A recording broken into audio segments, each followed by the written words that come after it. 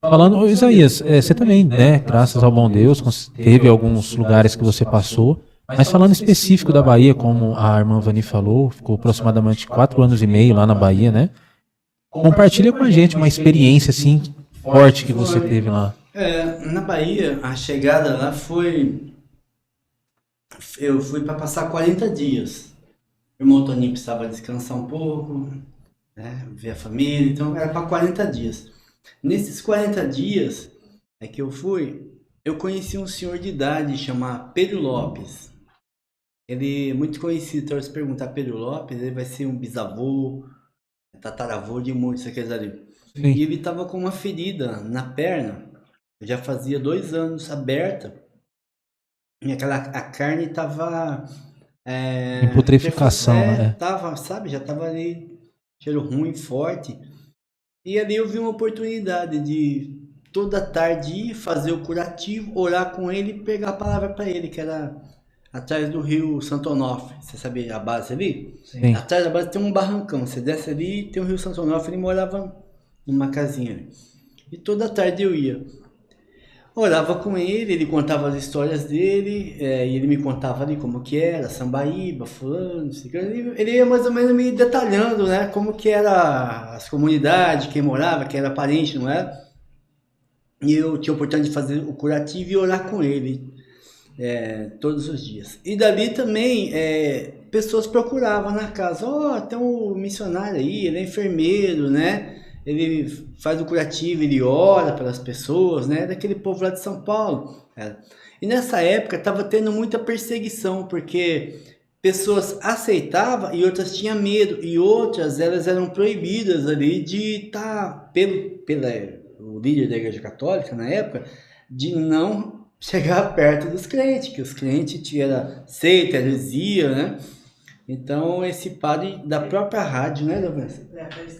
Foi feia. Uma perseguição. O padre tinha um programa na rádio ao meio-dia, e a rádio era dele, né? Uhum. E ele então ia, quando a gente começou a ir lá, nossa, ele ia na rádio, ele só falava do povo de São Paulo, chamavam nós de cambalacheiros. Cambalacheiros veio com roupa de defunto que morre lá, dá para vocês. Olha só, roupa de defunto. Mas ele perseguia, todo dia meio. Às vezes a gente saía na rua, falava, nós somos, vocês é aquele povo que o Padre Aldo fala? O Padre Aldo já sabia, conhecia nós pelo falar do pastor Aldo.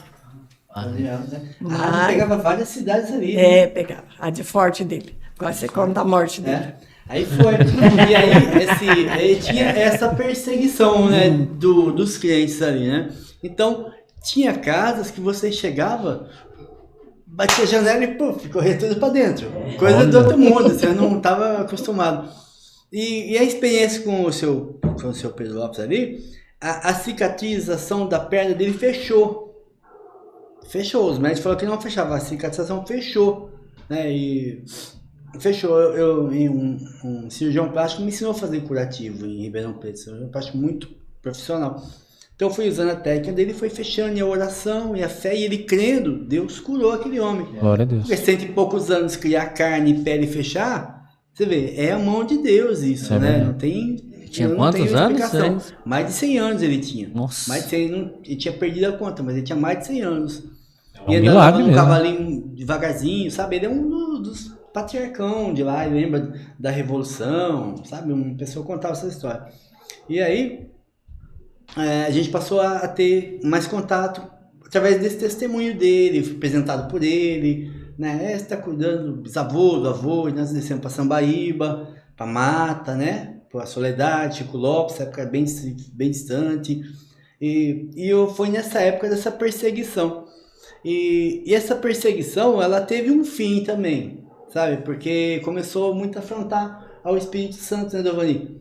Que eles não pegam a palavra de Deus, que é tudo mentiroso, né? E tá enganando o povo e tal. E a Dovani, quando chegava na feira, todo mundo conhecia a Dovani. Assim, é a senhora, o padre fala muito da senhora. Muito da senhora.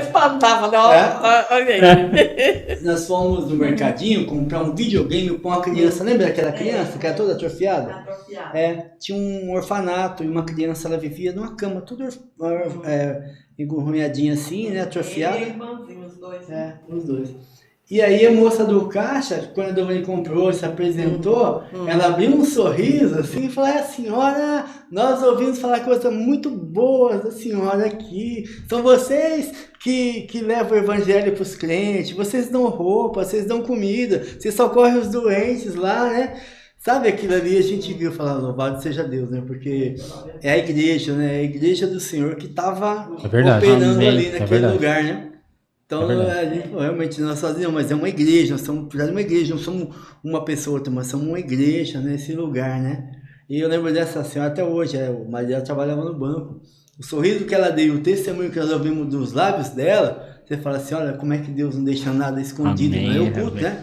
Que é para a glória do nome dele.